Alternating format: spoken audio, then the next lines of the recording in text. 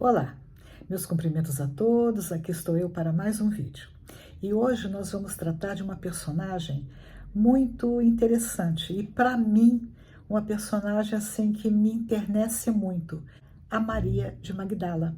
Maria de Magdala ou Maria Madalena, como muitos a chamam. Magdala por quê? Magdala é o local de onde ela vem, a cidade de Magdala. Por que eu digo que ela me internece? Porque ela é uma mulher sofrida, é uma mulher que passa por situação difícil e supera com muito esforço essa situação. Ela foi uma pessoa muito discriminada no seu tempo.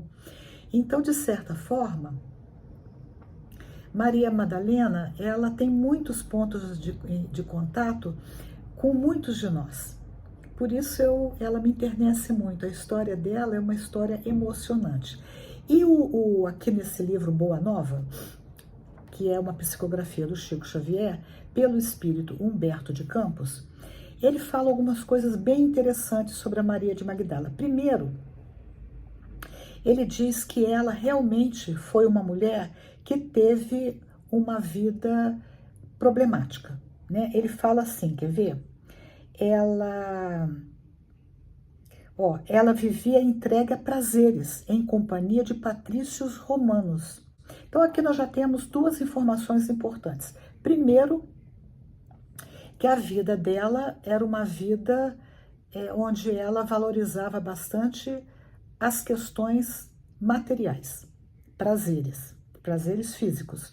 Segundo, que ela tinha um bom trânsito entre os romanos.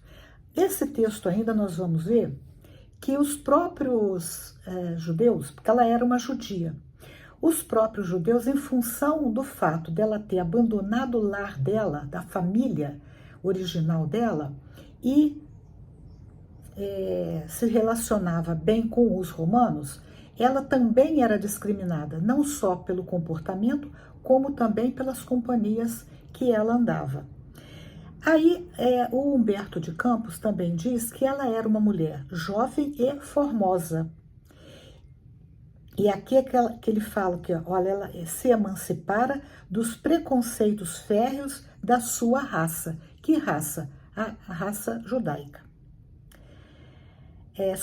Sua beleza lhe escravizara aos caprichos de mulher, os mais ardentes admiradores, mas seu espírito tinha fome de amor.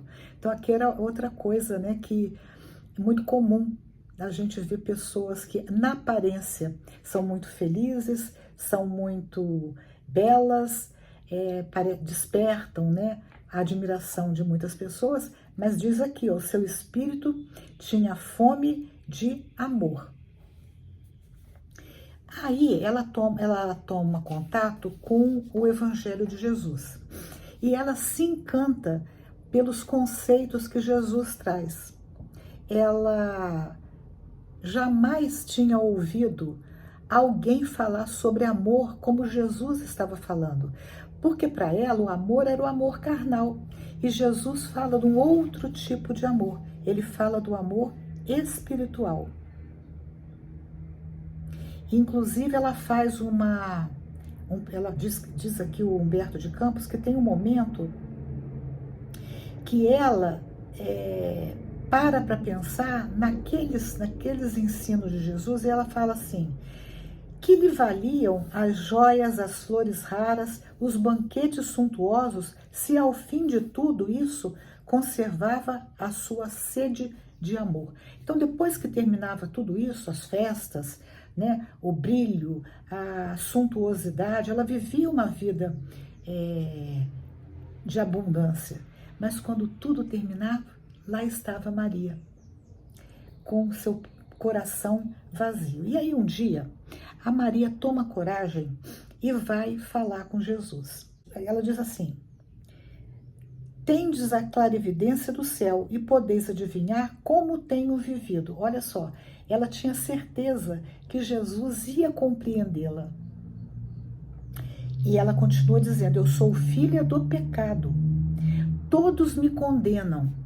Entretanto, mestre, observai que, como tenho sede do verdadeiro amor. Quer dizer, o que ela vivia não era o verdadeiro amor. Minha existência, como todos os prazeres, tem sido estéril e amargurada.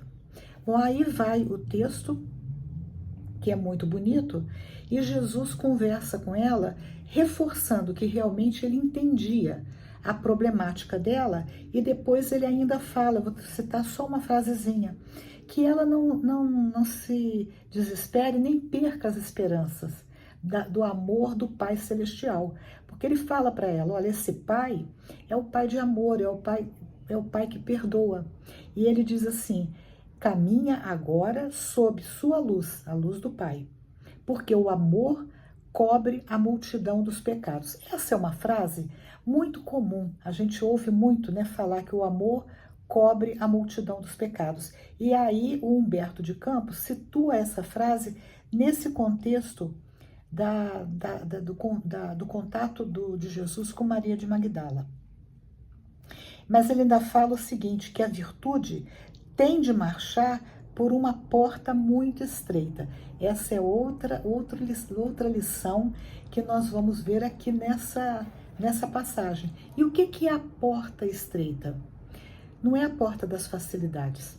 Então ele já está encaminhando Maria para ela ir se preparando, que a opção pela boa nova e exigir dela uma série de sacrifícios é a porta estreita.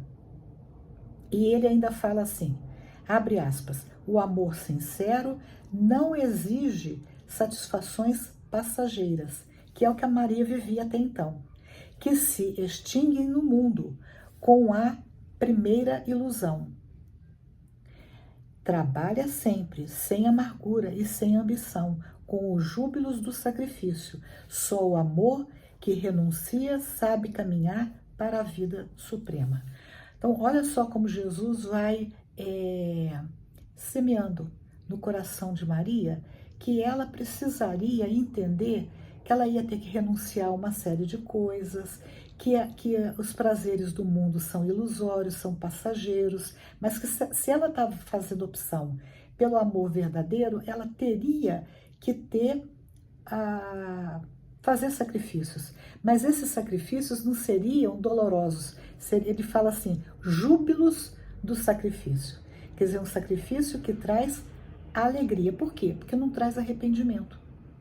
Né? Porque muitas vezes quando nós optamos pelas coisas fáceis, dali a pouco a gente se arrepende.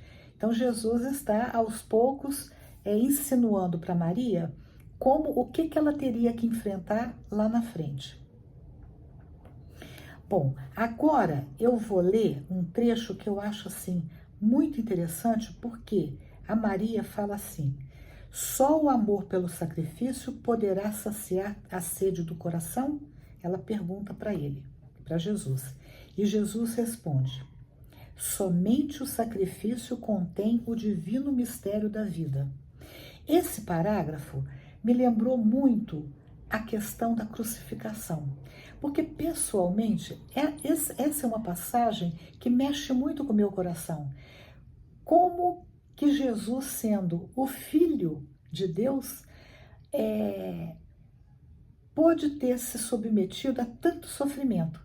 E aí, nesse parágrafo, ele, de certa forma, ele responde às minhas inquietações. E ele continua, viver bem é saber imolar-se. Viver bem é saber se sacrificar. E ele continua, toda a luz humana vem do coração experiente e brando, dos que foram sacrificados. Olha, dos corações experientes e brandos.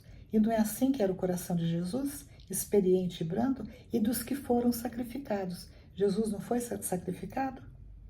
E ele continua, um guerreiro coberto de louros ergue seus gritos de vitória sobre os cadáveres dos que juncam, quer dizer, dos que cobrem o chão. Mas apenas os que tombaram fazem bastante silêncio para que se ouça no mundo a mensagem de Deus. Então, assim, os aparentemente perdedores são os que efetivamente são reconhecidos e ouvem a mensagem divina. O primeiro, quer dizer, os vitoriosos, entre aspas, pode fazer a experiência para um dia. Mas os segundos, quer dizer, aqueles que se tombaram, aqueles que se sacrificaram, constroem a estrada definitiva na eternidade. Então, se a gente faz um paralelo, por exemplo, com Jesus, Jesus, na visão dos homens, né, dos seres humanos, foi um perdedor. E aqueles poderosos da época eram os vitoriosos, mas eles foram vitoriosos por um dia, por pouco tempo. E Jesus? Jesus, o perdedor, entre aspas, ele coloca o seu nome para a eternidade, que é o que Jesus está falando aqui. Bom, aí o texto continua e ela está lá, a Maria de Magdala está conversando com Jesus e Jesus está colocando para ela uma série de conceitos que ela jamais havia se dado conta.